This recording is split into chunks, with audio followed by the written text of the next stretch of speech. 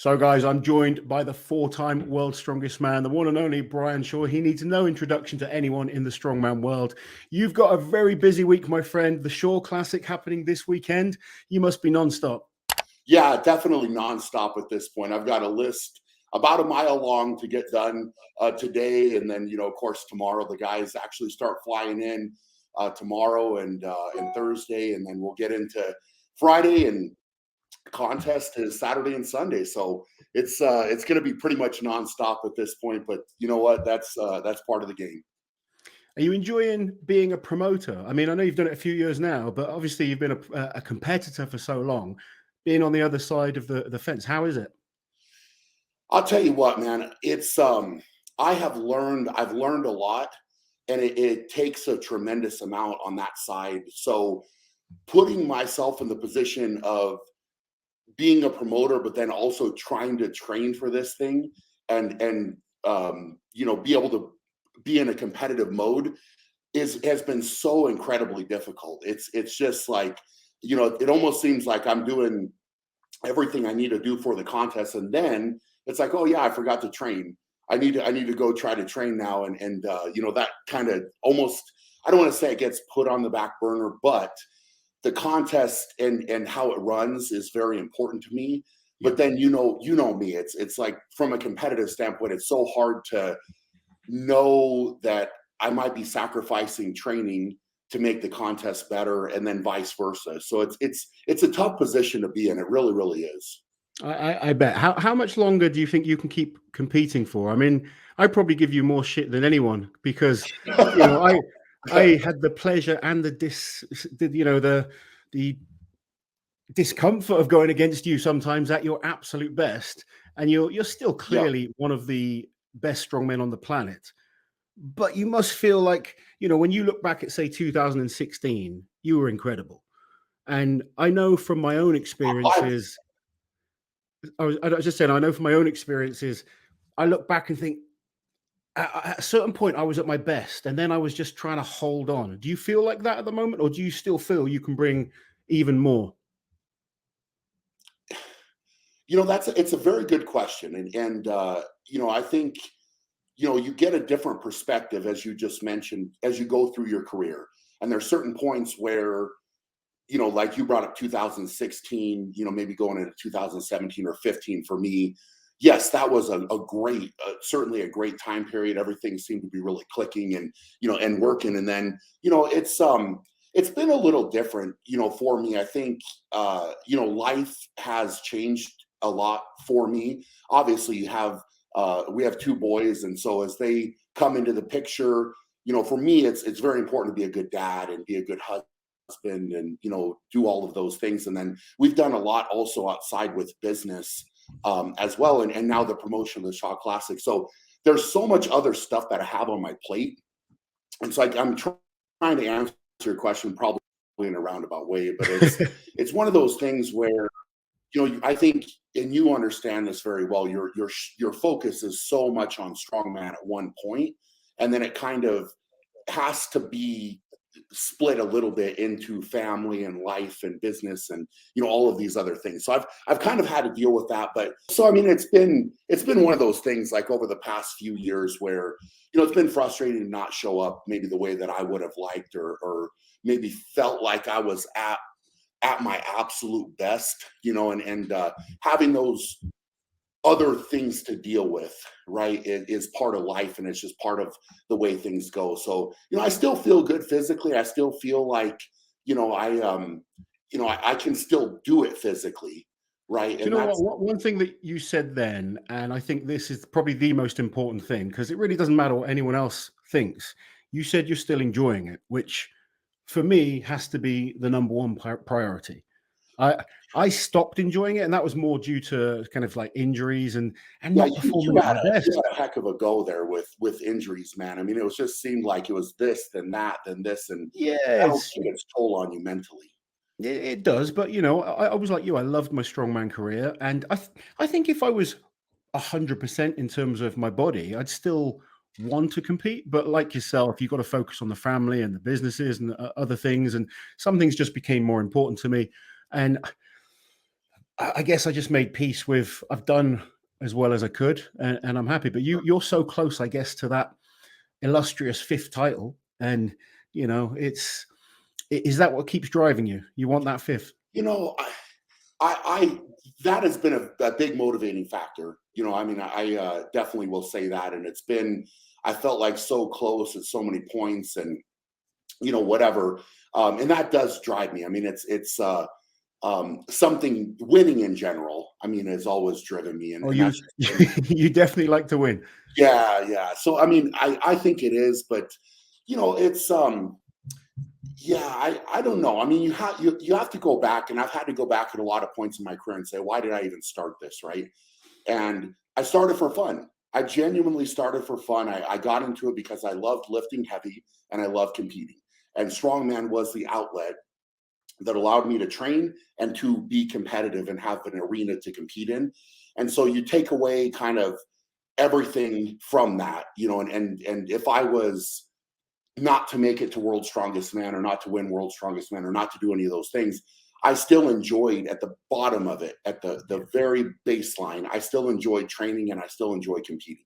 So it's something that I got into it for those reasons. And I think that, throughout my career, whether, I've been frustrated, down, up, anything in between, if you come back to that and you say, all right, that's where I'm grounded at, I just enjoy it, then that's something to, to kind of go off of, so to speak. So it's I've kind of gone back to that in my career at certain points, and when I've been frustrated and when I've been down, I think it's that question needs to be answered. Why did I start in the first place, and am I still having fun doing it? And I think that no matter what, at some point, father time catches up with all of us, right? Like that's not a secret, and there's nobody, maybe other than a Mark Felix, that can say, hey, I'm getting past that. But it's or Nick Best, or some of those guys that keep going and going. I don't foresee myself being one of those guys. I think that I've got a lot of other goals and aspirations and things that I want to achieve, and I think that I can also give back to the sport.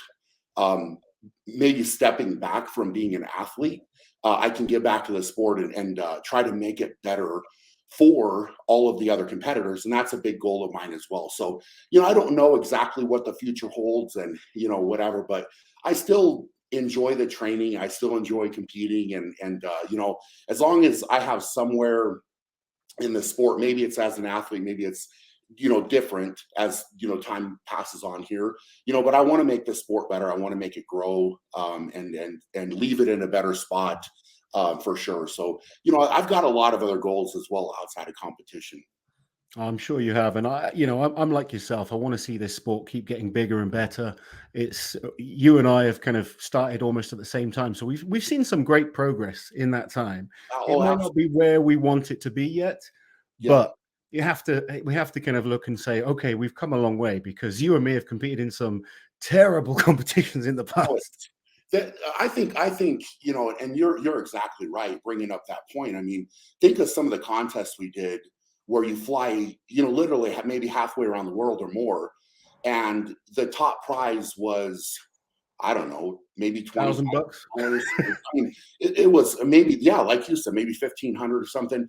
But you're going there, and it's almost like you're losing money in a Yeah. way, going there because of time, whether you're taking time off work or you're taking time away, whatever it might be. But things have progressed a lot since then, and so, I think that some of the newer competitors maybe don't realize where the sport was in, say, 2007, 8, 9, 10, 11, like where things were, and how far it truly has come. And like you said, I think that, maybe even for myself, for you, it's important to kind of realize, like, all right, we are making strides in the right direction, and things are going in a good way. And of course, I think it's just our nature to want it to be even better, and we're just scratching the surface. I mean, I think it's You're a competitive person, so you never are satisfied. Same as myself, same as most, athletes. We'll do something really impressive, and we're the first ones to criticize and want to see better. And it's probably the same in terms of wanting, the sport to grow, putting on competitions, businesses, whatever it is we do. It's never enough. We want it to be better all the time. Bite off more than you can chew, man. Yeah, you break a world record. It's not that good. Someone, we just have that type of personality. Anyway, let's talk about the Shore Classic because it's happening this weekend, 3rd year in a row. This is probably the best year in that everything's kind of opened up properly now. You can run a proper contest. That must have been nice for you compared to the obstacles you've faced in the last couple of years.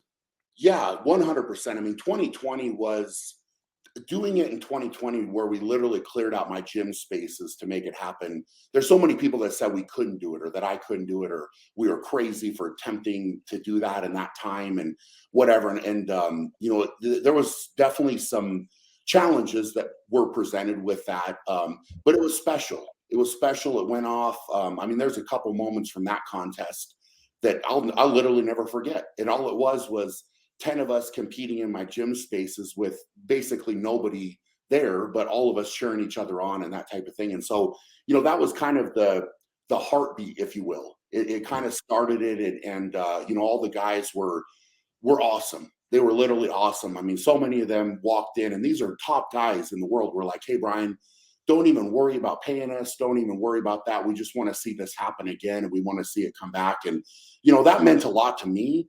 Of course, I wasn't worried about the prize money. I still haven't been, I mean, I didn't take any prize money the first year, second year, same this year, whatever I get will go back to the other competitors. So, it's very important for me to grow in that way.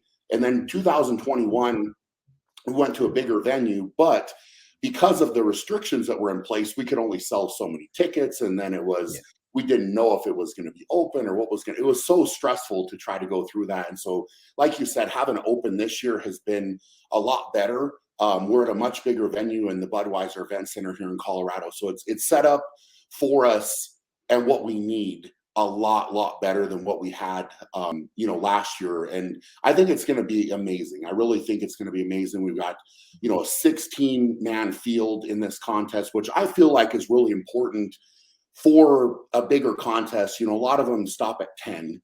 And I just, looking at who's going to come, can you really pick 10, or does it need to be a few more? So that's kind of where, hey, you know what? Yes. Does it cost us more money? Absolutely. Is it a bigger field? It is, but I think it's better. And, in terms of that, then we also do 8 events, which I think you and I are on the same page. I've heard you talk about this before, where I think 8 events is a great number to test every avenue of strength. And I think that it's really awesome. So now you got 16 guys all going in, doing 8 events against one another. So you get a really good field of athletes. You get a really good test of strength. And the outcome, it's hard to argue with who wins based on that because you have so many different tests of strength. And if you have a weakness, it's probably going to show up. Yeah, I'm with you on this 100%. Ever since I saw you announce you were going to do 8 events in these competitions, I thought it was a brilliant call. Like you said, I think over 5 events, it's easy to manipulate. It's not, I don't want to say it's easy to manipulate things, but over 8 or 10 events, you can't manipulate anything because you have to be good in every area. And if you do have a weak area, it will show. If you're not consistent across the board, it will show. So it is a great way to run a contest. It's a bit tougher on the athletes because it's brutal. It is. That's what we want. We want these guys, competing at their best and performing at their best and showing us what they can do. You're starting off with the Tyre deadlift again, which was very exciting last time you did that event. How's your training personally been going on that, and who do you expect to be looking out for? Well, I mean, Tyre deadlift, the last 2 years, we've actually put that as the first event on day 2. So everybody's had to compete day 1 to come out and do that day 2. So it'll be very interesting now starting the contest with that out of the gate to see what's possible. Unfortunately, this year, we're missing 2 of the bigger deadlifters in JF Carone, obviously. And, JF was magnificent, has always been magnificent on that, and was really sad to see him go down. And I'm glad to see him actually back squatting. That was brilliant. Yeah.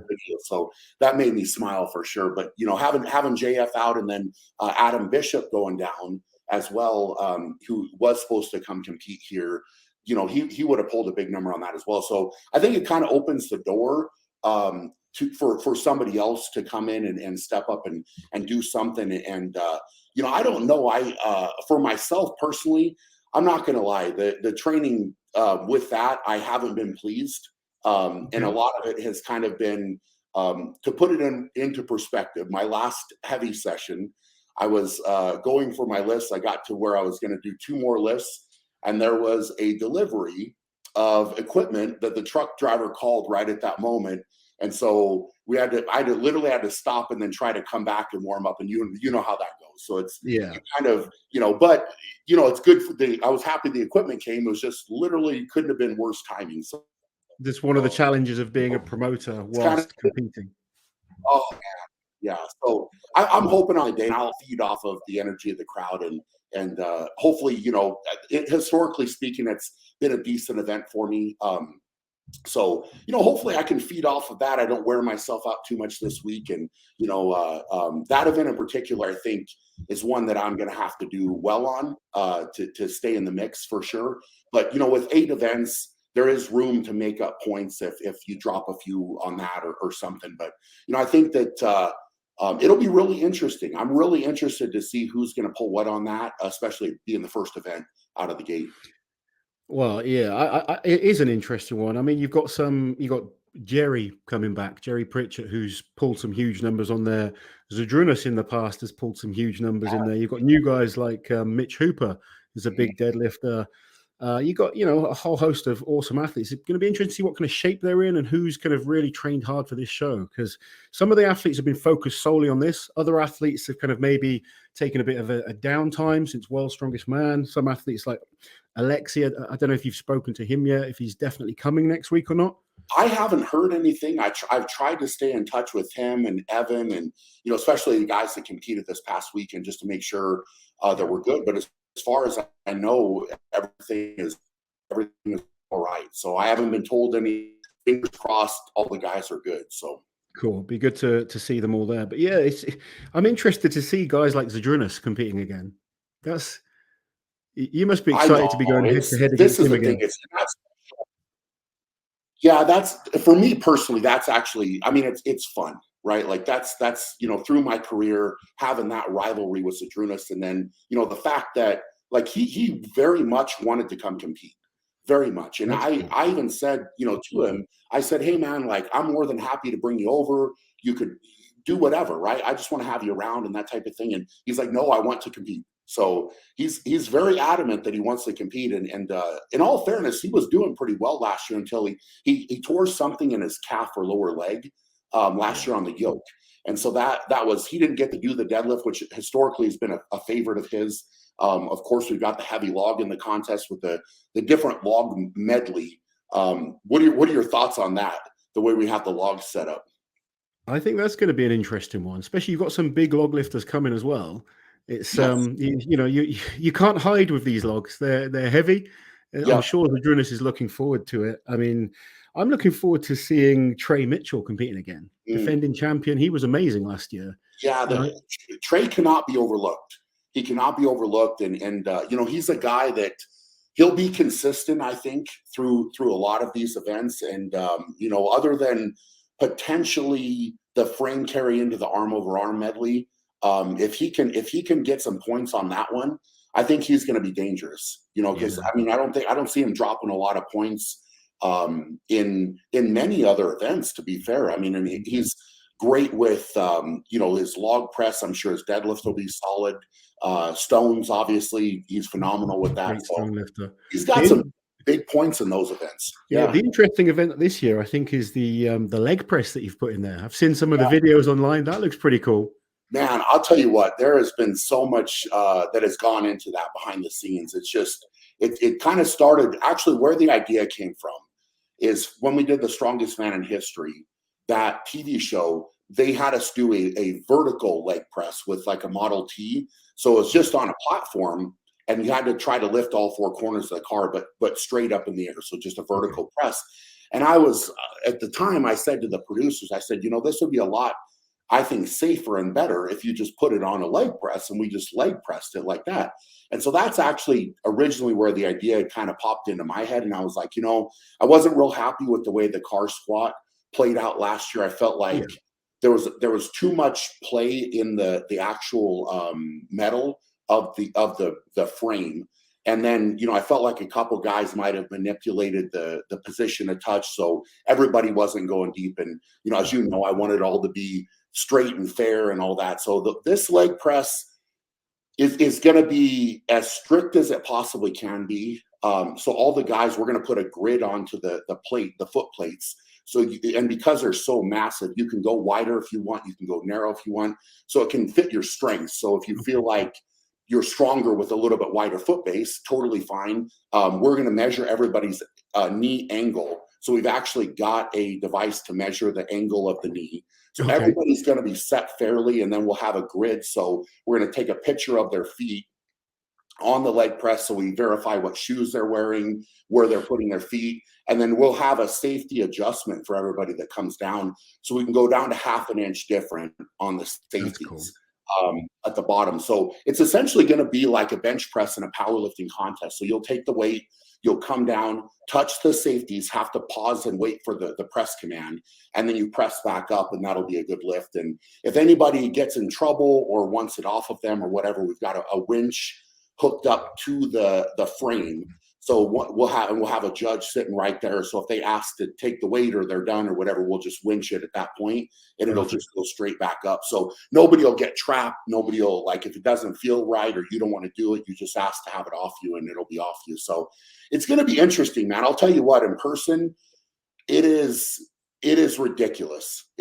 Honestly, it looks crazy. It looks really cool. It does. Oh my God. It's just one of those things. Like, I think that testing leg strength needs to be a part of the contest in some way, shape, or form. And so I think that this hopefully will be a very visual way to test it that looks incredible. And that's really with Strongman, in my opinion, at least, right? We could certainly have the leg press there and put 2,000 pounds in plates or whatever it is. But it doesn't look the same, does it? It doesn't have that wow factor to it. And that's I think with some of the comments and people talking about it, it just it has that wow factor, right? Like, it's just, that is Strongman. It's like, you can see a guy in the gym put a ton of weight on the leg press, but you put a car on top of it, and now it just has that kind of extravagant type of look. And so, that's what I think, in my mind, it's kind of the same as the Hummer Tyre deadlift, right? You could load a bar up with the thinner plates that are very, very heavy, and it just doesn't have, if you show a normal person on the street, of course, you and I know the difference from a calibrated plate to a Tyre, whatever, right? But if you showed somebody and said, which one of these is more impressive or heavier, they're always going to pick the Tyre deadlift. Yeah, the Hummer Tyre, when you start getting 4 tires aside as well, it just looks epic, doesn't it? It's unbelievable. So it's kind of trying to keep that wow factor, with the contests. And again, with some of these things, man, as you know, it's like trying to pick the right weights for the contest and, making it challenging enough where nobody's just going to get through it easily, but the best guys are going to excel, right? So if you're, for example, if you're very good on yoke, we're going to be a touch over 500 kilos. So like maybe 510 or so with the yoke. There's people that are going to run right through that. They'll be fine. Other guys are going to struggle with it, but it's a great way to test that event. Yeah. So we're not going too light. We're hopefully not going too heavy. So everything kind of falls in that sweet spot where, you're going to have guys that excel. It's kind of, like I've talked about before, it's just like the rule of thirds, Yeah. So if we have a third of the guys excel and do great, a third of the guys can do it, but it's challenging, and a third struggle more or can't do it, then you've pretty much hit the nail on the head with balancing out the contest. So, it's going to be really interesting. I think it's very, very difficult to pick who's going to do good overall in this contest. I think it's challenging. You've got so many amazing athletes that are competing and so many challenging events. It could go, we could be changing leaders after every single event. I think you're going to have a real battle towards the end. Obviously, the most consistent person is going to be the guy I think that will end up on top. There's a few names in there, obviously, that kind of stand out, but I'm going to save predictions for another day. And, you're I figured you guys would probably do a prediction video. So we'll definitely do a prediction video. What I want to get from you, obviously, is where people can watch. I hear this year you have ADL Live working with you guys. So that's a new concept for you. Tell us about that.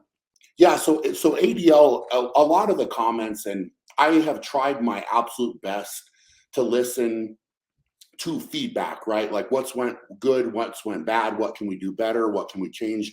And one of the biggest things was the way that we put out the video from the contest. And so, in year number one, we were just trying to make this happen. We were like, all right, we'll film it, we can edit it. And in all fairness, where we were in the mountains with the mountain gym pretty much dictated that, because we could not live. There was no way to live stream it anyway, Sure. because of where we were. And if with the live stream, we felt like there was a possibility of losing it and not being able to get it out, and that would have been horrible. So we struggled with the website, that everybody going there, and the capabilities in year number one. And then in year number two, we did try very hard to make things better, but unfortunately, it didn't work out great, right? Like it was, yes, we had the video, whatever, but people still struggled to get in, and the way we're putting out. So that was number one priority going into this year. We needed to make it live. Everybody wanted to make it live, and everybody wants to have it happen in real time.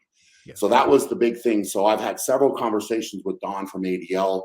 He has flown out to Colorado now, I think 3 or 4 different times. We've gone to the Budweiser Event Center, and the Budweiser Event Center is set up very good for this, because they actually have a hockey team that's their home stadium. So they have, bigger, ESPN, like that type of broadcast that can go out of there. So they're very well equipped with the cameras and the internet capabilities and all of that. So ADL is going to handle the live stream. I'm really confident after our meetings that they're gonna do great. It's gonna be great, and we're gonna have a really, really good live broadcast. And the other thing with the live stream, with the ticket sales, something that's very, very important to me personally is to try to pay these athletes as much as we possibly can. So, as you know, and are very well aware, there is no athlete union in the sport of strongman. There's nobody that represents the athletes or talks on their behalf, unlike, say, the NFL or NBA or whatever. You've literally got a representative for the athletes that meets with the owners, and they come to an agreement of what should the athletes be paid. And so for me, it's very important that we take live stream sales, we take ticket sales, and we bump the athletes' prize money. So this year with the Shaw Classic, we're starting at $100,000 is what's going to be the total prize purse. And then from there, based on how many people we get on the live stream, ticket sales, etc., that's going to then bump up the athletes' prize money. So this is something that's very important to me, and I'm very passionate about it because, as you know, and we were talking about earlier, are coming from a point where athletes didn't get paid very much. And I'm very much of the belief that I could be the best promoter in the world. I could have the best venue in the world. I could have the best equipment in the world. None of that matters unless the athletes show up, because they are the ones that make the people buy the tickets, that put the butts in the seats, so to speak. Yeah. And they are the ones that perform. They're the ones that sacrifice so much, train so hard, and dedicate their lives to doing this, right? So in my mind, that needs to be rewarded. And that's where, with this, that's something I'm really, really passionate about, is trying to be able to do that. And so, I feel very proud. Like last year we gave around, we're able to start at 50,000. We went to 100,000. So this year we're starting at 100,000, and hopefully we can grow it from there. And really give these guys what they deserve, and treat them well. So that's awesome, and it's something, I totally agree with you. Obviously, being a former athlete myself, you want to see the athletes looked after. And one thing I will say with your competition, you might not have the biggest in terms of prize money for the overall winning title and stuff, but you probably pay the best in terms of the increments for the lower positions. You make sure everyone goes away with something. Yeah, last year I think 16th place we gave $2,500 to 16th place. So, we're talking about first place years ago being $2,500 now. If you I've won less than that for winning titles before. Yes. Yeah. So we're gonna try to bump it up, and as we bump up, we'll look at how we can get first second, third, a little bit higher for sure. And overall, I mean, there's the potential, you know, if people get behind this thing and actually do buy the live stream. I mean, I know there's so many comments about World's Strongest Man. Why can't it be live streamed? And, you know, other than in this lineup, other than obviously Martins, Lisi's, you know, he went and got the stem cell treatment, and then, you know, Mateusz Kieloskowski, who both of those guys were invited. I had great talks with them, and, you know, they just both didn't feel like they were in a position that they could come compete. But other than that, I mean, you've got 4 winners of World's Strongest Man competing, myself, Sadrunas, and then Tom and Alexi. So, you know, it's a stacked field. On top of that, of course, you know, Trey, and I mean, there's names we're not even talking about, like Avars and Constantine. And Yeah. I mean, it's just, you go down the list, it's kind of very much in a lot of ways, just an overall amazing lineup, top to bottom, you know, with these guys. So I'm really excited about it. But I think that, you know, more so for fans of the sport, you know, if you're saying you want live streams and you're saying you want these contests, you want to see the athletes and do this, if you get behind it, it's something that it can make it grow. And I'm sitting here telling you and telling everybody listening to this, I'm going to give it back to the athletes. I want to give it back to the athletes. So, you know, I mean, if you think about it, if you were able to sell the number of live streams that potentially we could, this easily could go to where it's one of the biggest, if not the biggest, prize money giveaways in the sport. All because, like, I don't want it for me. I want it for the sport. I want it for the athletes, and I want to give it back and make it better.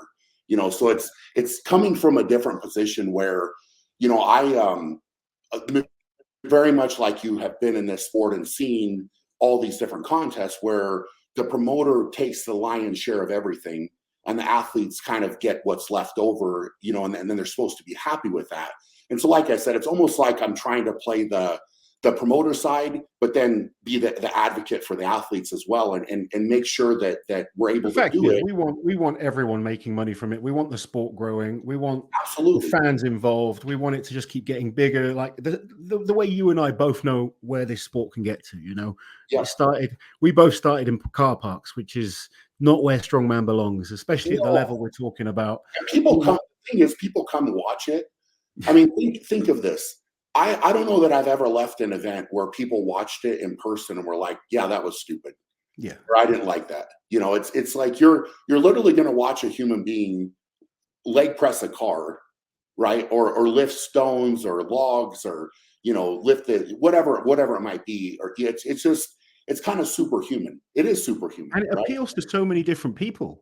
You know, you go to these competitions, you have the gym lifters, you have the grannies that come and watch. You know, you've got children that love it. It appeals to so many people. Absolutely. Yeah, it's really neat, man. I mean, it's just kind of, yeah. I was just going to say, you know, best of luck with the comp this weekend. We will put a link in the description below to the live stream. Guys, make sure you go and click. It's 2 days. So you can people pay for separate individual days, or they can pay for the whole weekend? Is that right? So you pay for the whole weekend, and then you can play it back whenever you want to. I think it gives you a year of access to it if you buy it. So, you know, if you can't watch the day of or the day after, and you're like, hey, I'm busy that weekend, I'll wait till next weekend. Totally cool, right? Like, you can buy it at that time and then come back and log in and watch it, you know, for, I believe it gives you a year of access. So, you know, it's something where, you know, this is something, it's just, you know, as you know, and you can probably tell, we're talking, it's like, it's something I'm very passionate about and put a lot into, you know, and it's not a big team of us doing this. Basically, my wife and I, and we've got a couple people that work with us. And then outside of that, we've got a lot of people coming, good people that help as well actually run the event. But it's something we're just trying to do to give back to the sport, to make it better, and treat the guys well. I mean, this is something, all the guys are staying the day after. For example, we're going to take them up to the mountains. We're going to have a good time. And, you know, it's just another thing that we're trying to do on top of, you know, all the other stuff as well, you know, just because I know after competing so many years in the sport, it's like those moments where, you know, like you and I getting to hang out and talk afterwards, or just have a good time or whatever. the contest is wonderful. It's amazing, but it's like a lot of those memories are actually made as an athlete outside of competing too. So just stuff we're trying to do, man, and trying to make it better. So I appreciate what you guys are doing. You and Liz are doing great, giving back to the sport as well. And it's been fun chatting with you, man. And you guys keep up the great work, and definitely appreciate all the support. Thank you, buddy. We hope to get over and see you at some point. It'd be cool to come over. Best of luck this weekend. Guys, make sure you go and watch this. It's going to be a huge event this weekend, Saturday and Sunday. What time does the pro show kick off? Just so we know. So the pro show is at 1 p.m. We start, and that's Mountain Standard Time. And then we haven't even talked about the open class, which is we're doing with men and women. So amazing lineup of women, amazing lineup of men. The winner of that gets an automatic spot for next year, and that starts at 8 a.m. Mountain Standard Time. So you can buy a link for that for the open, and that's going to be a live stream. And then the pro is at 1 p.m. So you get access to both days with both of those. And we're really excited about it, man. There's a lot of moving parts. I mean, we probably should have talked more about that open, but we will have to do another one about it. No, it's going to be an amazing weekend of strength. Thank you so much for coming to talk to us, Brian. Guys, Brian Shaw. Take care, buddy. Guys, thank you.